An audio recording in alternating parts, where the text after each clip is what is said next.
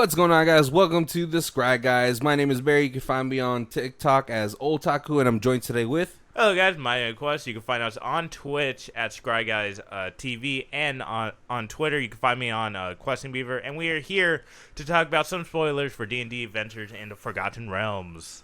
You know, now that I'm looking at the screen, I'm like, man, that looks super plain. Yeah. Sorry about that, guys. It's a set that's like we didn't really ask for. It's like it's just there, right? It's just one of those sets. But it also feels like that set that has like, how did this not get made long ago? Long ago, yeah, right. But, all right, let's get into our spoiler review of the first week of spoilers. Yeah, I think. And what are the biggest hits? Yeah, I think spoilers are going to end next week, and I think the set's going to come out in like 2 weeks or something like that. Man, you know what? We can't even breathe after Modern Horizons 2. They're like, here's more content. And the EDH decks, too. I saw a few of them. I did see the commanders for that. The Naya and the Rakdos one look fun for me. Not the Azorius one. They keep missing with the Azorius one. It was Esper, not Azorius. Or Esper, yeah, okay. The Esper one, like, you enter a dungeon, like, at each turn or something like that. I think that's a miss, too, though. Yeah, that one's missed. But right. Let's move on with spoilers. Alright, for my pick, it's Guardian of Faith for 2 white, 1 colors, Flash and Vigilance, and when Guardian of Faith enters the battlefield, any number of other target creatures you control phases out, and it's a 3/2. And if you don't know what phase is, treat them and anything attacked to them as though they don't exist until their controller's next turn. Seemed pretty insane, right? Yeah, I like it. Mainly for the fact that, like, you can go to blocks. You can declare blocks. Yeah. And then before damage happens, you can flash it out. Yeah. And those creatures will phase out, correct? And yeah, it's like the fairy protection, but only for creatures. And you could do that with board wipes. Like, in response, ooh, they're all gone. They're not there. You can do what you want. Like, yeah. It's in a color that abuses blinking abilities. Yeah, can you imagine if this was like in green or something, or red? Oh man, yeah. The only thing I don't like about like phasing out is that you don't get the second ETB triggers. Oh yeah, you don't. Yeah. Because it's just still on battlefield. It doesn't like exile them and then you get them back on the upkeep or any of that. Yeah. So mainly this is just for board protection. If it was like a blink, like what's it called? What's that 1/3 white card? 2 and a white where it says. Oh, I know what you're talking about. From Side of the Vinderstrad, right? Yeah. Where you exile any number with them and then they come battlefield on your next upkeep, or just that. At the next end step or something like that. Yeah, I know what you're talking about. Yeah. I still think that one's better, but this one's still a body on the board, which can be important for certain times, right? Yeah, and it had Flash and Vigilance, which is definitely important in some cases. And for my next card, just for the flavor, because there wasn't really any white card that really just grabbed my attention, +2 mage for 1 white, 1 colorless. A quick creature could +2/+2, and it costs 3 to equip. I just think this is just flavorful, because I play D&D a lot, and it's just really awesome, the flavor in this set. Yeah, this is if you're like on an adventure, I feel like this is always like that one of those weapons you find early on. Yeah, it is. Oh man. All right, let's get to my picks. We are doing Minimus Containment. Enchant non-land permanent. Enchanted permanent is a treasure artifact with sacrifice this artifact, add 1 mana of any color, and it loses all its abilities. Now, I know like for a lot of people, like especially for me, I'm a much bigger EDH player. There's like there's like Oblivion Ring and other things like it, right? Banishing Light.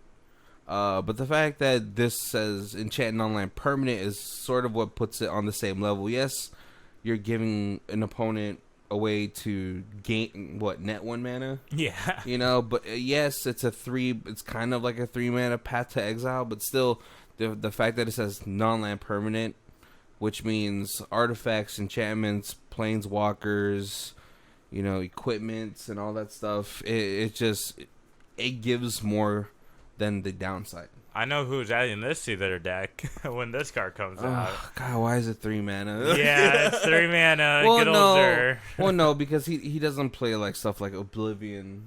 No, he plays Into the Moon. Yeah, he plays the ones that are like more permanent, right? I mean, that's. But he doesn't play the bug. What's called make a. Oh yeah, I get you right, but like this card seems pretty good. Just here's a treasure. You can Yeah. just do whatever with it. It's like Path to Exile, basically. Exactly. And then for my next card, it's Icing Death. I don't know if I'm saying that, or Frost Titan. It is a 2/2 white legendary creature dragon, flying vigilance.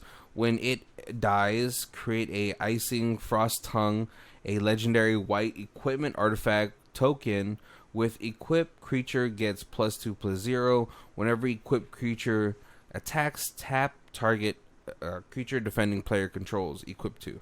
That just seemed really weak. I don't know. It just does not feel like a white. I don't know. Just having the word frost to be a blue card, but I don't know. It just doesn't seem. Hey man, white dragons could be frosty too, you know. This is. I mean, like at least for this one, it leaves something behind, even if it's just an equipment. Yeah, it's a very white thing to do, right? The only thing is, like, I wish instead of tap target creature, I wish it was whenever equipped creature deals damage to a target creature, exile that creature. Yeah, that would have been. That's insane. Yeah, but that, like, you know, but it's still like it still requires the opponent to choose to block. Or hear the little R&D going on in my head, right? What if, like, you could choose 5 abilities that are given, like Dead Touch, First Strike, you're out of pocket already. Like, I don't know, Poison, like, and that equipment gets it. You choose 5, just like Ikoria, you get to choose your own. There you go. That makes it much better. But you're already out of pocket. I'm just talking out. You're like, oh, let's give white choices. All right, let's move on to the next section. All right, we're going to blue. All right, we got Demilich for 4 blue. Skeleton Wizard. This spell costs 1 blue less to cast for each instant sorcery spell you cast this turn, and then when Demilich attacks, exile to 1 target instant sorcery card from your graveyard.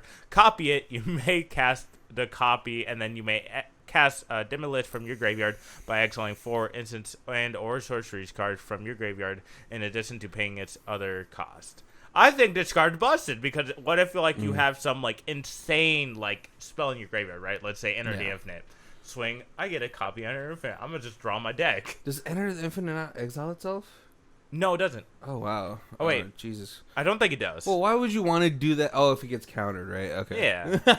like the cost reduction on this card is actually insane for Modern as well. Just like this is probably gonna be like a new Dread Arcanist. Like, because you're casting, like, all these spells, right? You have Metamorphosis, Lightning Bolts, like, Gut Shot, Mutagenic. So, basically going to cause 2, 1, or even 0 at some times in Modern. You're going to have Blue-Red Blitz, which this might get me back into Modern, just thinking of ideals, you know? Because Metamorphosis just helps out with you the definitely cost. want to try it out. You're going to build this deck. You're going to build a Modern deck around this guy. It's going to be, like, Blue-Red Blitz, and I'm just going to have an insane, like, kill combo with the it. Arc-Light Phoenixes and stuff like that. Got me thinking more. Good job, you did it. I'm gonna build it now. Yeah, I'm just happy this guy's not a commander. I thank God he's not legendary, because I just would not want to see this across the table at that as the commander. Yeah, it would be kind of busted. You're like turn 1, you play all these like 0 costing mana rocks, and then you're like, all right, cool, brainstorm, all right, preordain, all right, do this and that, all right, cool, turn 1. And then you're like saluting into like I don't know. Oh, you fake the saluting into an extra turn spell, and yeah. then turn 2 attack with it, cast extra turn spell for free. Oh wait, reverberate. Dude, seems tight, right? Or not but like, reverberate, no one's insane about this. It only triggers when it attacks. It doesn't deal combat damage to trigger this.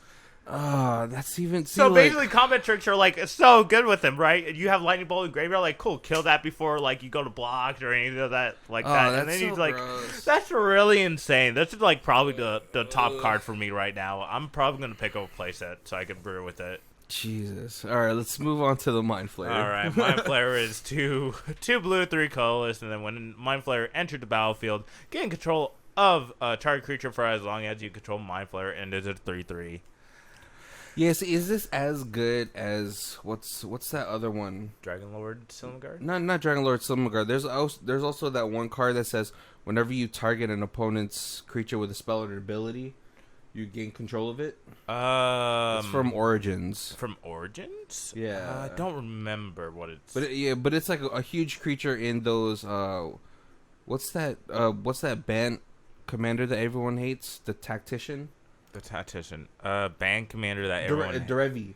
Derevi? Yeah, yeah, Oh, yeah. okay. He's like it's like an all-star in Derevi because then you like attack, you untap everyone's creatures, and then you take those creatures. Oh, that's It's kind like of mine gross. something. It's also that, but yeah, this card is it only triggers on the ETB, but still that's Not if you could have double ETBs and more clones. yeah. But like oh, I see like the fact that it says as long as you control it, it means you can't really blink it and Yeah, that is. I yeah. mean, Well, yeah. I guess no, actually no. Because you're still controlling it when it entered back to the battlefield. Oh wait, no. I don't know. That's interesting judge ruling because like if you flicker, it might go back to your opponent because like the target my player might fizzle off. Because, Well, like, I think maybe can you hold priority on the stack? You're like, all right, ETB on the stack, ephemerate to blink it again to get a double trigger. Oh no! What? Yeah, that if you target ephemerate with my player while you like gain control of it, you get another one. Yeah. Because you're still controlling my player. That ability's still going on stack. So Yeah. that seems interesting. It's either that or you just use Panharmonicon. Yeah, that too. Like, you know, and Yarok. Yeah. You know, let's not make it too hard on ourselves, right? Yeah. All right, let's go to my blue cards. We have Emerith Desert Doom. Legendary creature dragon, 3 and 2 blue, flying, has ward 4 as long as it's untapped. Whenever it deals combat damage to a player, draw a card. Then if you have fewer than 3 cards in hand, draw cards equal to the difference. Okay, why is it Desert Doom? Is it put like a white card right now? Like, I'm so confused. Hey, listen, man, there's thunderstorms in the desert too, all right? But yeah, you know, it's just a 5/5. It sort of it reveals your hand. Kind of feels like it's like a soft refill though, but if you're, I mean, especially if this is gonna be your commander, you're definitely playing a whole bunch of cantrips. You might run low, and it has protection on itself as long as it's untapped. Yeah. So I mean, it Basically doesn't, ward. Oh yeah. it doesn't do as good as a job as Ojutai. Yeah. That's the Zorius dragon, right? Yeah, Dragon Lord type. But I mean, it's only 5 mana. What can you ask for, right? Yeah. And then we have You Find the Villain's Lair, 1 and 2 blue, instant. Counter target spell with foil their scheme or learn their secrets. Draw 2 cards, then discard 2 cards.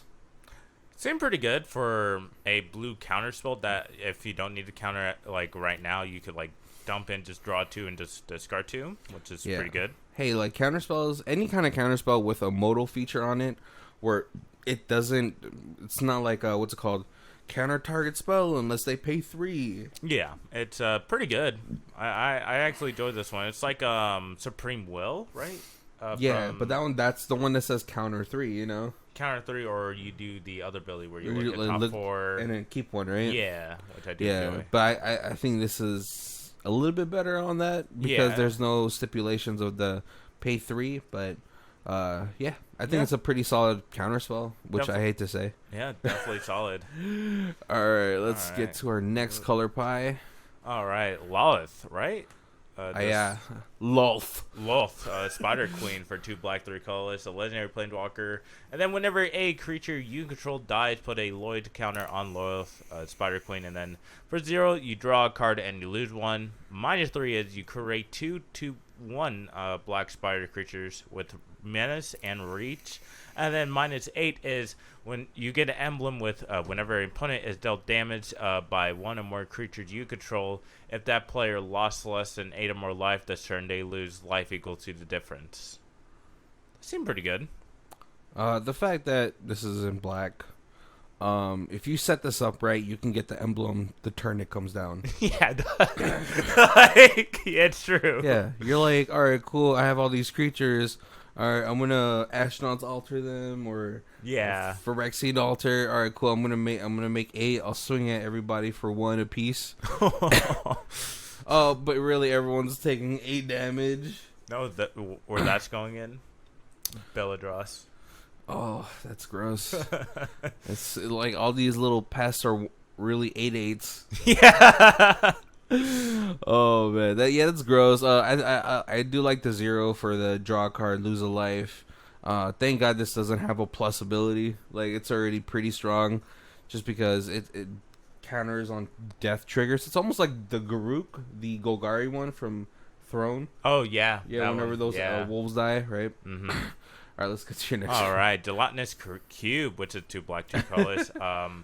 When Gelatinous Cube entered the battlefield, exile target non-ooze creature an opponent controls until Gelatinous Cube leave the battlefield, then dissolve is pay 1 black and X. Put target creature card with current cost X or less exiled with Gelatinous Cube into its owner's graveyard. Yeah, I mean, this is a super flavor card for D&D as well. Yeah, it is. It's a flavor card and like somewhat of a good ability too. Kind of like it.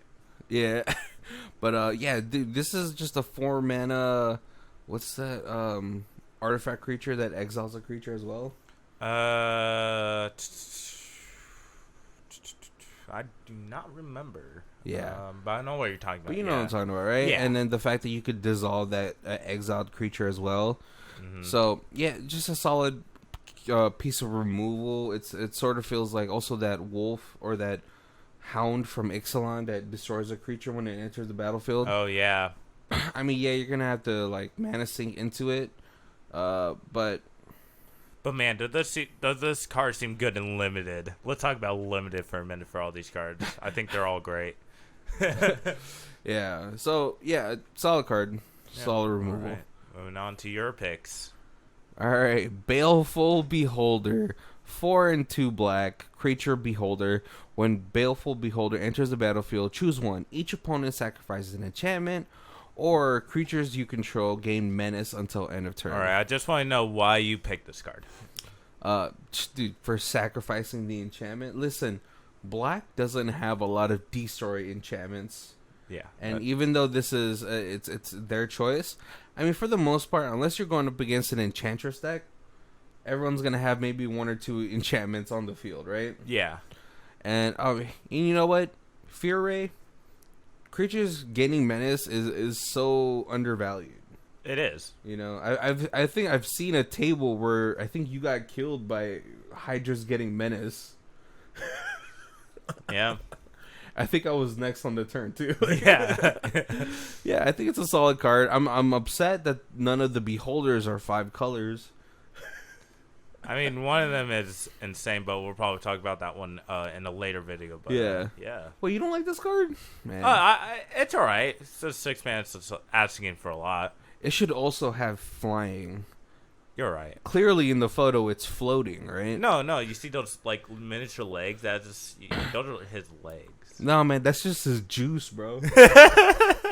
That's so gross. All right. We have Sphere of Annihilation, X and a black artifact. When Sphere of Annihilation enters the battlefield with X void counters on it, at the beginning of your upkeep, exile Sphere of Annihilation. All creatures and planeswalkers with mana value X less than or equal to the number of void counters on it, and all creatures and planeswalkers cards in graveyards with mana value less than or equal to the number of void counters on it.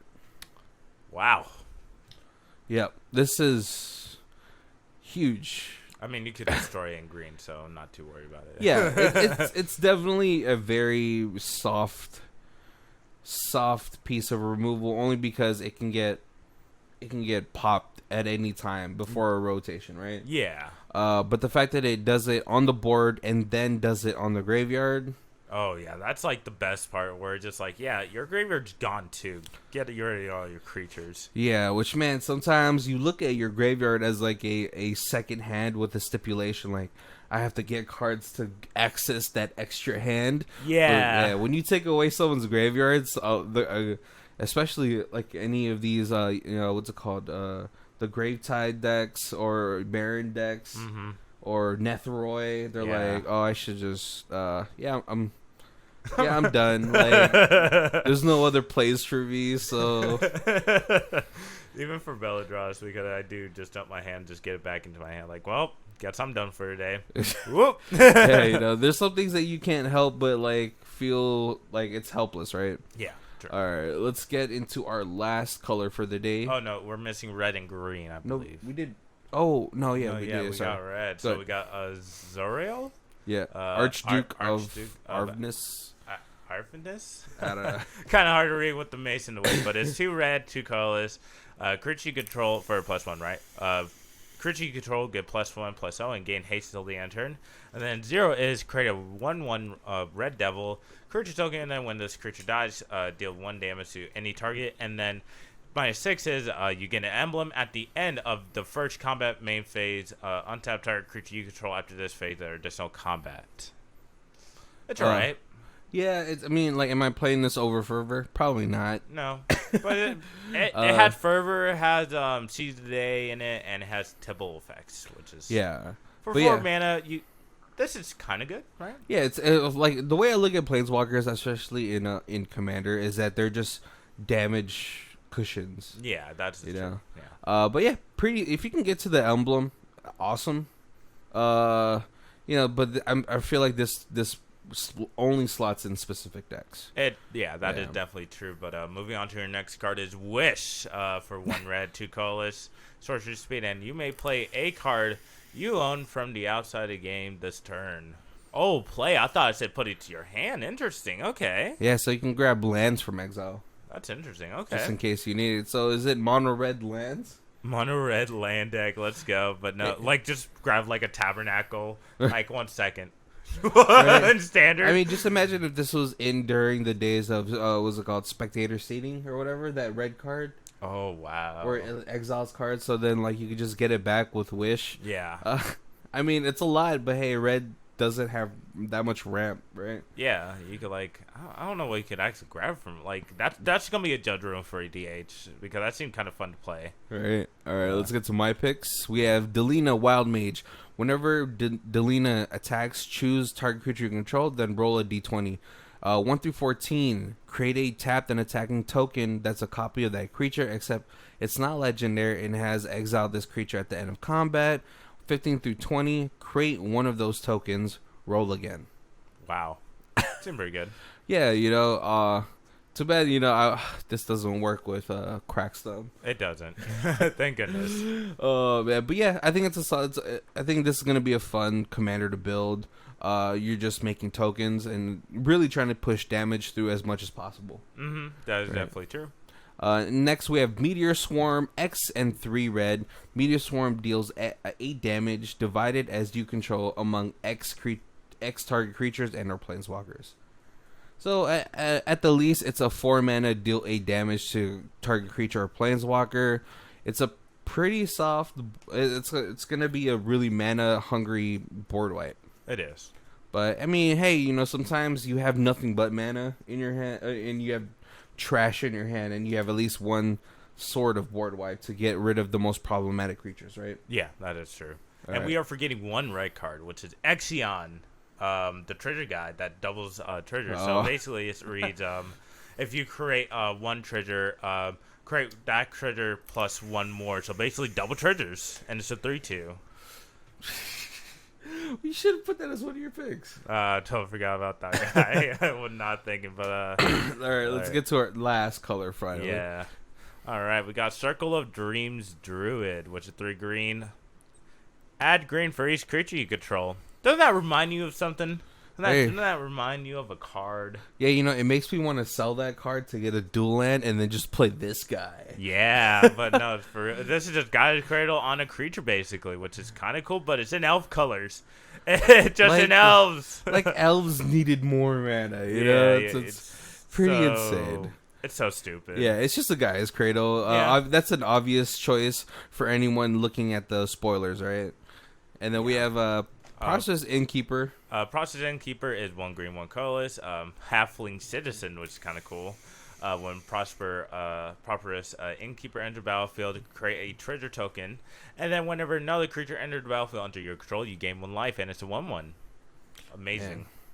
Yeah, just the fact that it acts as a, what's it called, like a rampant growth. And then it's another fucking... oops. I'm going to believe that. It's another Soul Sister... Yeah. Type of effect. It's good in a lot of these Selesnya type of decks, or just any type of deck that really uses life as a resource. Oh yeah, it's definitely gonna be in EDH for sure. This is probably gonna be EDH All Star for a couple decks. Yeah, Belladros. Yeah, for one. Belladros. It's definitely going to go into Belladros for sure. All right, let's go to my green. All right, Old Naboon.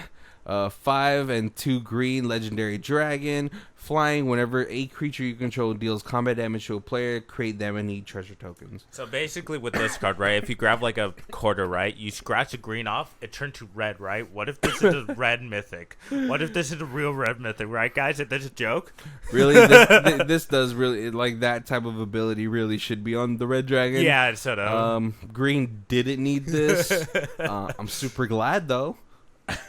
Mono green Stompy about to turn into mono green ramp Stompy. Oh god, it's gonna be such an issue, especially for any, like, just imagine this in like Xenagos decks. Oh my god. You're like, all right, cool, hit you for 14. All right, I'll make 14 treasures. All right, cool, I'm gonna my hand out. Yeah, so gross. Destroy everything. Yeah, like green didn't need God, this. what but else I'm we're gonna glad. get? What if we get like an enchantment that does like whenever you cast a spell, create a treasure token? Well, what if, you know?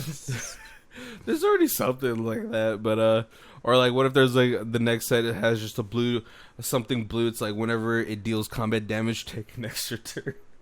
Dude, that would be awesome. Or No, or like here's next card, right? Well, it's like enchantment, right? Whenever you cast a spell, create X treasure tokens equal to its converted mana cost. Oh god, yeah, that can't happen.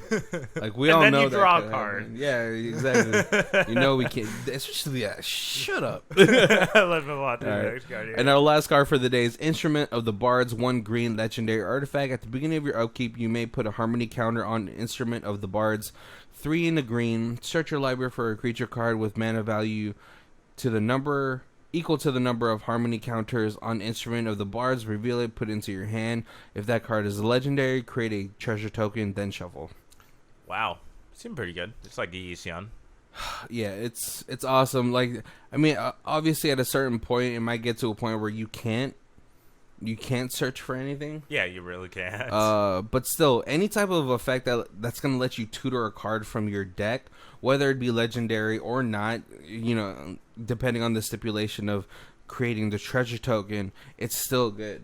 Yeah, it is. Unfortunately, not to the battlefield. It's only to the hand. Yeah, come on, let's be fair. It's only 1 green, dude. Come on, just on the battlefield, just once. Come on. Yeah, and the fact that the other drawback is that you can't use it the turn it comes down. Yeah, that. Unless you're grabbing like a Mem Knight. Yeah. Or an Omnithopter, which, hey, sometimes those are combo enablers, right? They are. Exactly. So, yeah, pretty good. Yeah, really awesome spoilers so far. Yeah, unfortunately, there's not that many that like really grabs us for like EDH or like modern, but like there were a couple few ones. We're gonna do another video for like the multicolored, the artifacts, and the lands, for the next video. But yeah, my name is Quest. My name is Barry. And we are the Scry Guys. All right, Quest, get out of here. Yeah.